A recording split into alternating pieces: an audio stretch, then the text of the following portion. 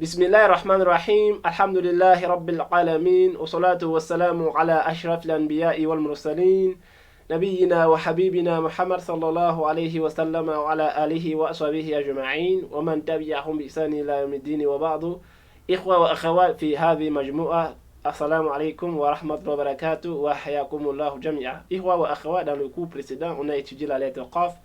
Et dans celui-ci, Inch'Allah Ta'ala, on va continuer avec la lettre Kaf. La lettre Kaf est donc comprise entre la Qaf et la Lam. La lettre Kaf est comprise entre la Qaf et la Lam. Al-Alif débute avec la lettre en question. Il a écrit Kafun.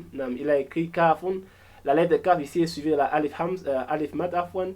Et ça veut dire que la Kaf porte Al-Fatsa et la Fa ici porte Tanwin Rafa. Tanwin avec double Dhamma qu'on remplacera par As-Sukun. On dira donc pas Kaf comme je l'ai fait, on lira plutôt Kaf. Non, on lira Kaf. Et vous avez là en rouge la lettre en question, la lettre Kaf.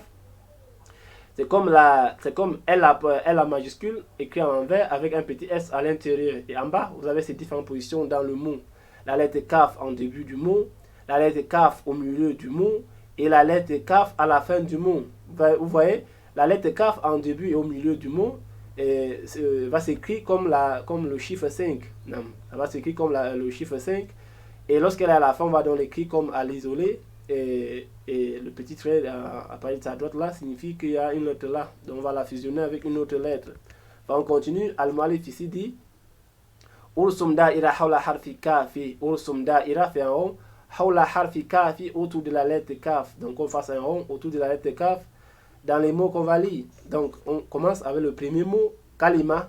Kalima, c'est le premier mot. Et le mot kalima comporte dans sa constitution la lettre kaf. Il faut donc chercher à l'encercler. Kalima signifie un mot.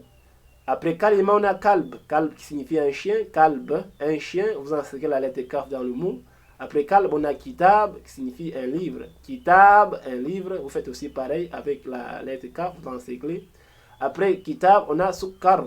Sukkar signifie sucre. Donc sukkar, sucre. Vous encerclez la lettre kaf dans le mot. Dans le mot sukkar, il y a la lettre kaf qui figure. Il faut donc l'encercler ici. La lettre kaf pour ta shadda. Donc il faut donc insister lors de la prononciation de celle-ci avec sa voyelle.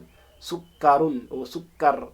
Après le mot sukkar, sucre, on a maktab. Maktab qui signifie bureau.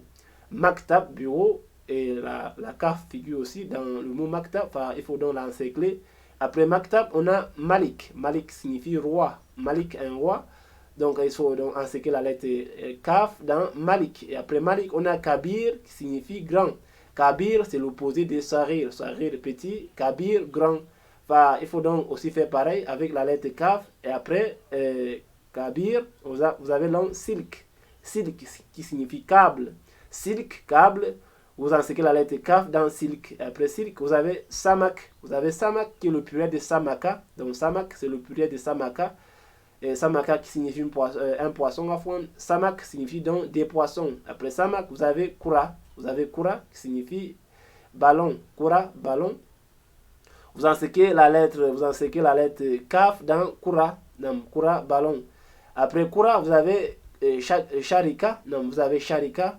Sharika qui signifie entreprise ou compagnie ou société. Sharika, vous faites aussi pareil avec la lettre K. Après Sharika, vous avez Kamal. Vous avez Kamal, un mot qui signifie perfection. Kamal, perfection. Vous encerclez la lettre Kaf dans Kamal. Après Kamal, vous avez Kira. Vous avez Kira. Kira qui signifie location. La Kira, location. Vous avez la lettre kaf qui y figure, il faut donc l'encercler. Après kira, vous avez birka. Vous avez birka, birka qui signifie bassin. Birka, bassin, vous encerclez aussi la lettre kaf dans birka. On reprend avec les mufradat, on a kalima, premier mot. Après kalima, on a kalb. Après kalb, on a kitab, kitab qui signifie un livre. Après on a sukkar, du sucre. Maktab, un bureau. Malik, un roi. Kabir, grand. Silk, câble. Samak, des poissons. Kura, ballon. Sharika, entreprise, société et compagnie. Kamal, perfection. Kira, location. Et birka, qui signifie bassin. On continue.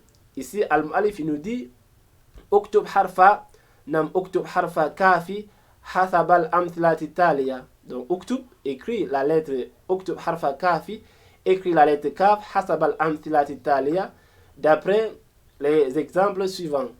On a comme, bref, ce qu'il faut écrire, il faut donc écrire cette lettre-ci, la lettre kaf en début, donc en début du mot, il faut donc l'écrire, kaf, kaf jusqu'à la fin.